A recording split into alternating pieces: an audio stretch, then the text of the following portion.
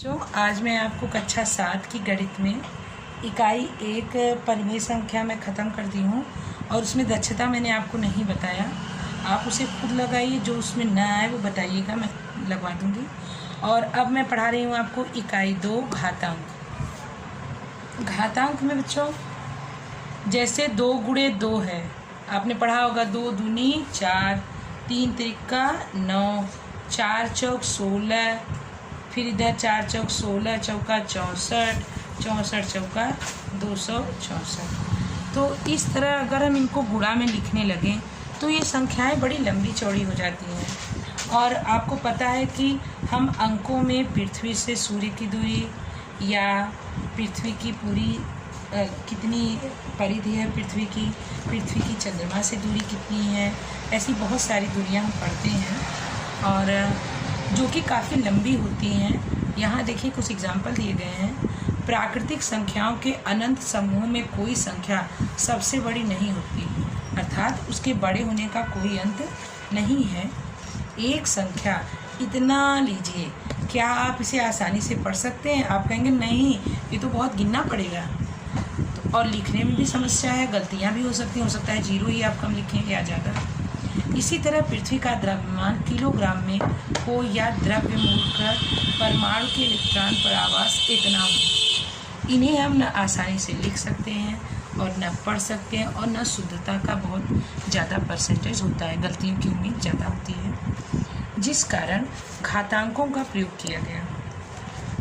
घातांकों का मतलब होता है बच्चों, जिस अंक का जितनी बार गुणा हो, एक ही अंक का, न कि अलग अलग अंकों का, एक ही अंक का जितनी बार गुणा हो, जिस अंक का गुणा हो उसे हम आधार कहते हैं, जो सामान्य अंकों की तरह लिखी जाती है। और जितनी बार गुणा होता है उसे घात कहते हैं, जो उन्हीं अंकों के ऊपर छोटा साइज में लिखा जाता है। इसकी साइज इसके बराबर नहीं होती, छोटी होती है, जैसा कि बुक में भी है। देखिए ये बहुत छोटी होती है। यहाँ 100 को हम 10⁻2 भी लिख सकते हैं, -2 -3। तो जो मूल संख्या होती है उसे हम आधार और सामान्य साइज में लिखते हैं, और जितनी बार गुणा होता है उसे हम घात और उस अंक की साइज से अपेक्षाकृत काफ़ी छोटा लिखते हैं। तो 3 को 2 बार गुणा किया तो आधार 3 हो गया, जितनी बार गुणा किया वो घात हो गया, 3⁻2। 4 को 4 बार गुणा किया तो आधार 4, चूँकि 4 का गुणा हो रहा है, और जितनी बार हुआ उतने का घात 4। 5 का मान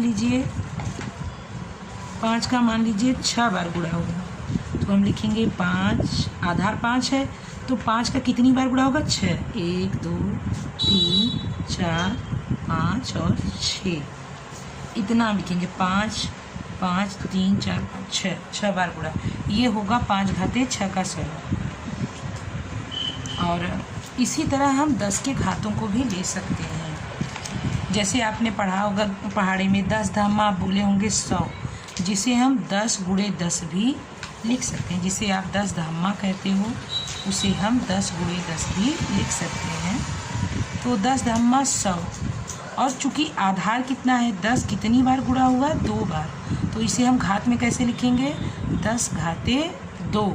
ठीक इसी तरह 10 का 3 बार गुणा तो लिखेंगे 10⁻3, 10 का 4 बार गुणा तो 10⁻4, अगर 10 का 5 बार गुणा करते हैं तो 10⁻5, इसी तरह 6 बार आपस में गुणा करते हैं तो 6, 7, या इसी तरह 100, या इसी तरह 1000 हम लिख सकते हैं। और घातांकों का गणित में सबसे ज़्यादा प्रयोग बड़ी संख्याओं को छोटे समय, छोटी दूरी और आसानी से लिखने के लिए किया जाता है।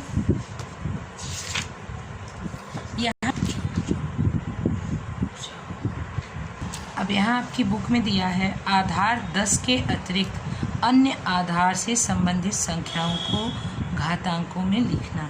64 को घातांक में लिखिए। 64 को हम लिख सकते हैं 2 × 2 × 2 × 2 × 2। कितनी बार गुणे आया? 6 बार, तो घातों में इसे लिखेंगे 2⁻6। या 64 को 4 के रूप में हम लिखें तो 4 × 4 × 4 64 होता है, जिसे हम 3 बार गुणा हुआ है तो 4⁻3 भी लिख सकते हैं।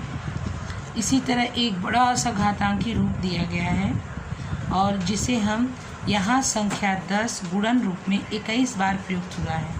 कितनी बार? 21 बार। ये कैसे हुआ कि 21 बार प्रयोग हुआ है? आप अगर इधर मेरे एग्जाम्पल को देखें तो 3 जीरो यहाँ लग गए, 3 जीरो मतलब 10 का कितनी बार गुणा हुआ? 3 बार। यहाँ 4 जीरो मतलब 10 का कितनी बार गुणा हुआ? 4।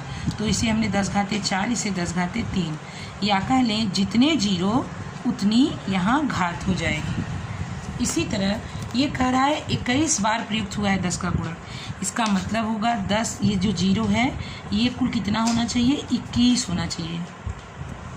1 2 3 4 5 6 7 8 9 10 11 12 13 14 15 16 17 18 19 20 और 21, मतलब 10 का कुल 21 बार गुणा हुआ है। तो यहाँ कहेंगे 10 घाते 21। आधार क्या है? 10 और घात कितने हुए? 21। कैसे हमने 21 जोड़ा? जितने जीरो उतनी बार 10 का गुणा हुआ है। संख्याओं के घातांकी रूप में आधार व घातांक, ये मैं अभी आपको बता चुकी थी। 2 घाते 3, 2 का 3 बार गुणा, मान होगा 8, आधार होगा 2, घात होगा 3। इसी तरह बाकी सारणियाँ हैं। 6 घाते 5 में आधार और घात बताइए। 6 है आपका आधार और 5 है आपका घात। उदाहरण नंबर 3, 3 घाते 4, 4 घाते 3 में कौन सी संख्या बड़ी है? कैसे करेंगे? इसका मान निकाल लीजिए। 3 का घाते 4 मतलब 3 को कितनी बार गुणा करेंगे? 4 बार। 4 घाते 3 मतलब 4 को 3 बार। तो 4 बार इसको गुणा करके कितना आएगा? 3 गुणे 3, 3 त्रिक का 9, 9 में 3 का गुणा 9 तिरिक 27, 27 में 3 का गुणा 81। अब 4 का 3 बार गुणा, 4 चौका 16, 16 चौका 64। तो बड़ा कौन हुआ? बहुत आसानी से आप बता सकते हैं 81 बड़ा है। किस घात की संख्या है? 3 घाते 4 की। तो बड़ा हुआ 3 घाते 4। मैंने आपको पहले ही ये चिन्ह बता दिया था। 3 घाते 4 बड़ा है 4 घाते 3 से। अगला उदाहरण है, ज्ञात कीजिए 2 घाते 8 और 8 घाते 2 में कौन सी संख्या बड़ी है? 2 को हम कितनी बार गुणा करेंगे? अगर घात 8 है तो 8 बार। 8 को कितनी बार? 2 बार।